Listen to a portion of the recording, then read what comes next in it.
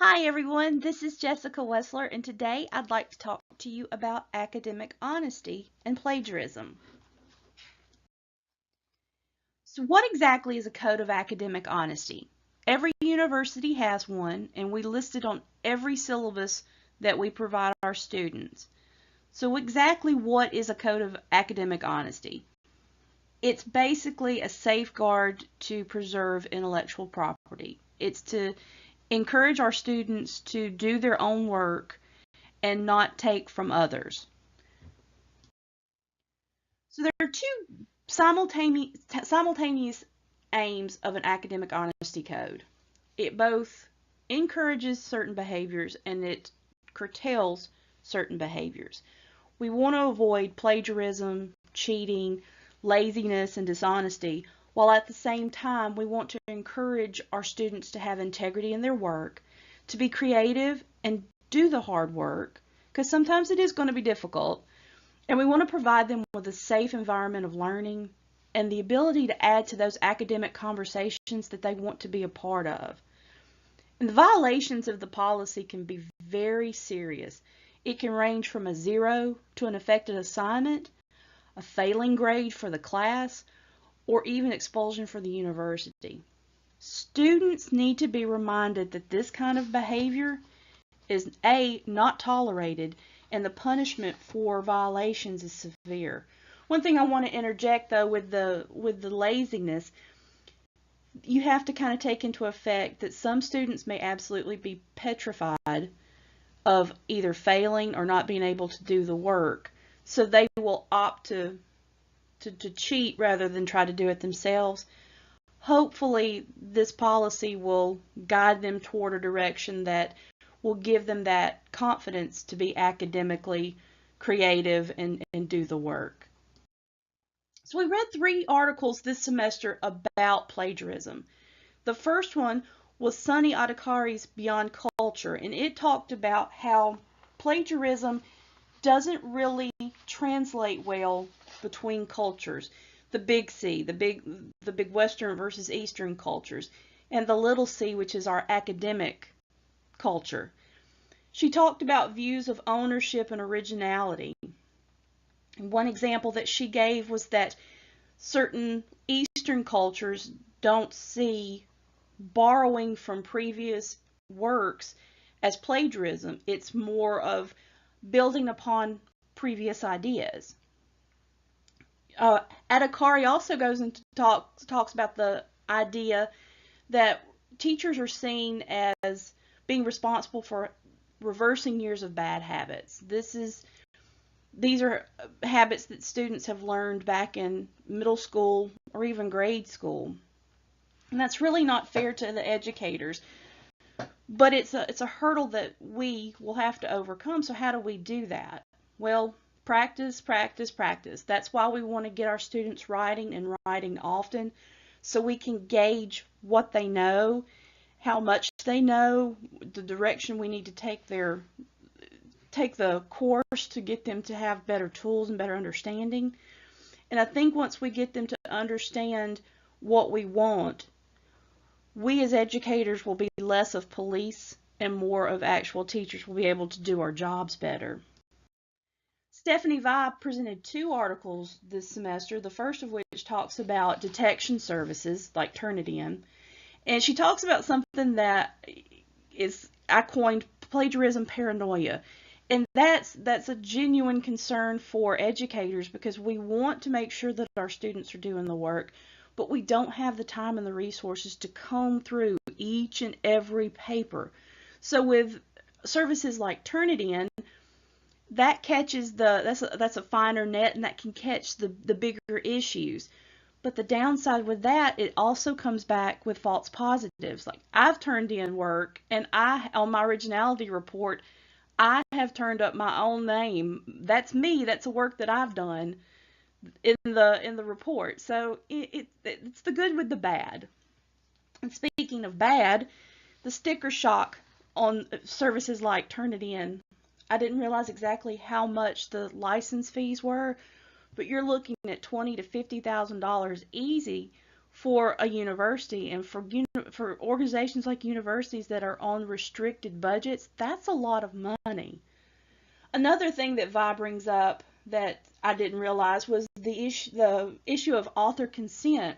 When we ask our students to submit these works to Turnitin, they are doing so without giving consent to be part of the searchable database per se. That, for some students and some educators, is a red flag, and it's a violation, so they don't want to use Turnitin as much. So those are some of the good with the bad. Excuse me. The one thing that Vi brought up that I would love to do more research on is the concept of the remix. And she puts it in terms where I could take any number of images, excerpts from works, whatever. I could take all of that and configure it in a way that would produce a new and unique piece of work. Is that plagiarism, or is this a new genre? Is this the direction that we're going? Does it violate traditional views? That to me was intriguing, and I'd love to do more research on that.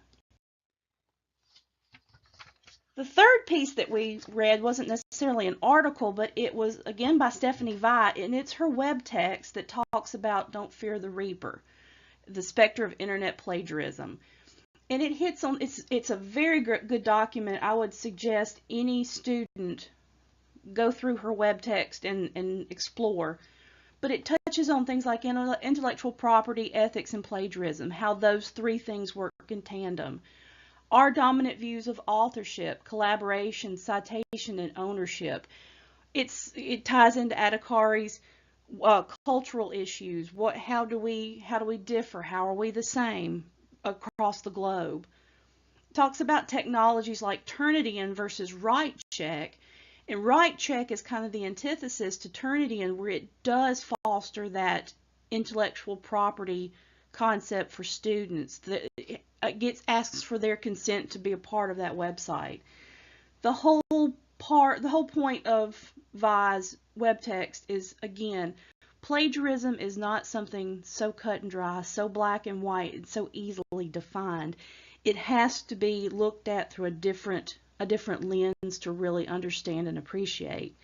And I think some of the things that we do traditionally do now puts educators and students in blinders, and it binds us. It limits us to the possibilities of new ways of thinking, of new genres. But there again, plagiarism is a balancing act of being open-minded while preserving the hard work of other people.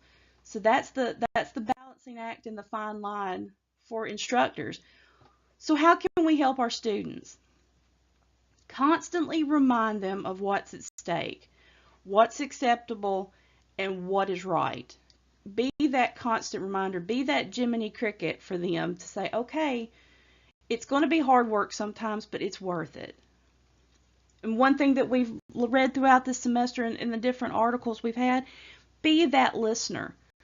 Listen more, speak less, and hear your students. Find out what's concerning them and what's weighing on them, and kind of guide them to the direction that they need.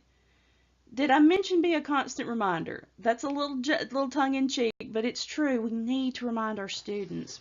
In the industry that I work, we are encouraged to tell our employees important messages 7 times in 7 different ways. That may be a little overkill for our students, but it's hitting on a point that get the message across multiple times and do it in multiple ways that different learners can pick up on it.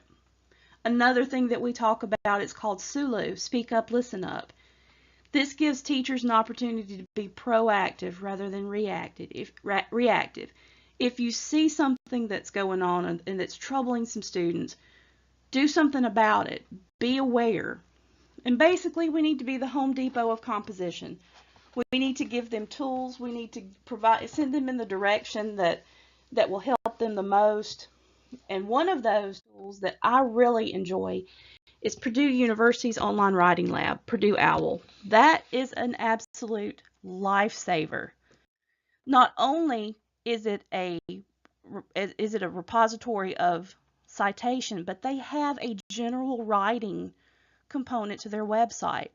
It talks about general writing in introduction, just basic writing, the writing process, academic writing, mechanics, grammar, punctuation, visual rhetoric. This website is top notch. It will break down the 4 major citation sites, APA, MLA, Chicago, and AMA. It gives you more information than you could ever use. Thank you so much for joining me on this brief introspective of plagiarism. I hope this is helpful. If you have any questions, please let me know. Have a great day.